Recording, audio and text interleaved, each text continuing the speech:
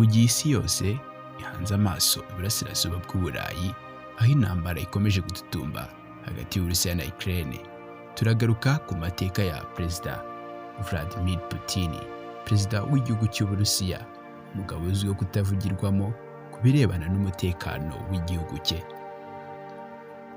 Mu ijambo aheruka kugeza ku Barusiya ku wa gatatu 23 Gashyantare 2022 binyuze kuri televiziyo y'igihugu, Putin yavuze ko atazahwema kugira uruhare mu biganiro bigamije gushakira ibisubizo ibibazo byugarije isi. Ariko ku birebana n'umutekano w'Uburusiya ngo nta muntu n'umwe akeneye kugisha inama, nubwo amahanga akomeje gukomanyiriza igihugu cye mu rwego rw'ubukungu.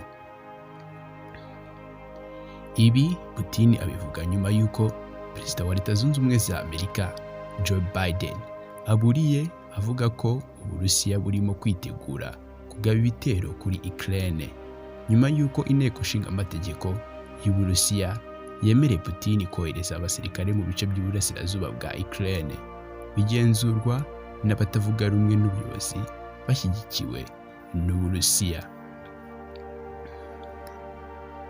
Kora subscribe kuri Rwanda Press maze nawe utazacikwa n'ibyo tukugezaho. Vladimir Putin ni muntu ki? Amazina ye yose ni Vladimir Vladimirovich Putin. Yavukiye mu mujyi wa St. Petersburg mu Burusiya ku itariki ya 7 Ukwakira 1952. Yiga amashuri makuru kuri St. Petersburg High School mu Burusiya.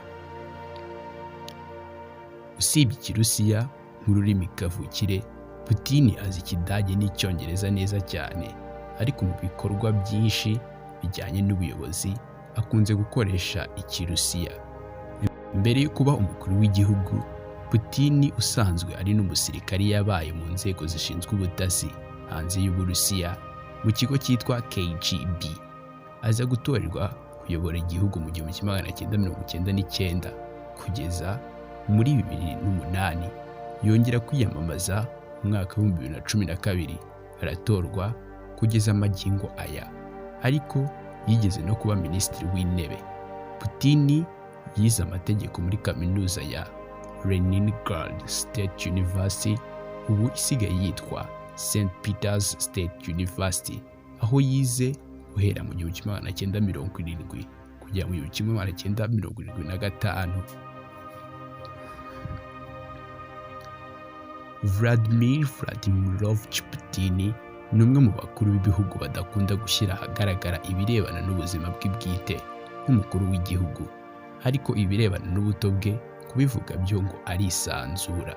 Mu biganiro n'itangazamakuru iyo mubajije ibirebana n'ubuto bwe, Putin asubiza ko mu bwana bwe yakuriye mu rugo rukennye, rwari rusangiye inzu n'undi muryango, atagiraga icyo bapfana mu nzu yabagamo imbeba nyinshi.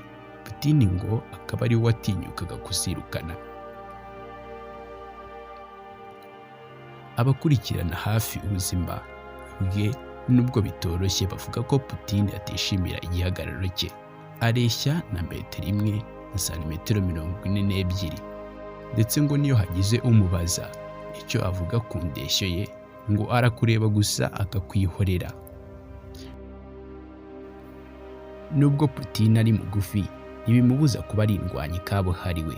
Urubuga Top 10 Media rucukumbura amakuru ku bantu b'ibyamamare ruvuga ko hari igihe Putin yari ari kumwe n'abanyamakuru bari mu kazi mu ishyamba, maze bacakirana n'urusamagwe rushaka kubarya.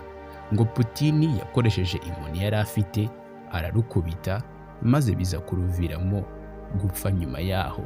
Ku myaka 18, Putin yari afite umukandara w'umukara, umukino wo gukiranwa uzwi nka judo, ariko ngo ajya ananyuzamo agakina indi mikino njyarugamba nka karate, kungufu n'indi mikino.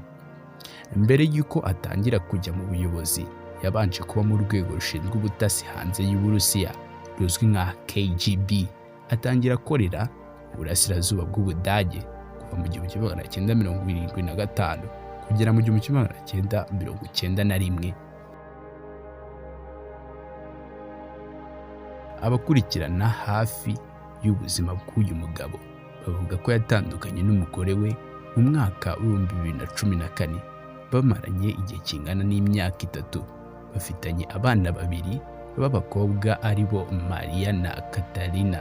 Umutungo w'amafaranga ubarirwa muri miliyari 70 z'amadolari y'Amerika. Akaba anafite inzu zisaga 20 zo mu rwego rwa villa, harimo imwe ifite agaciro ka miliyari 1 y'amadolari yitegeye inyanja y'umukara iri hagati ya Aziya n'Uburayi.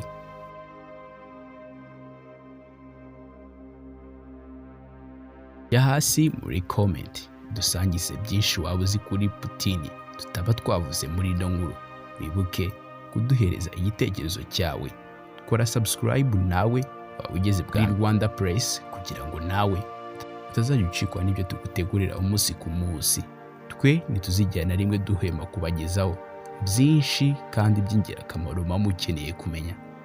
Turabakunda cyane, komeze kugira amahoro y'Imana, komeze kubarinda. Ciao ciao.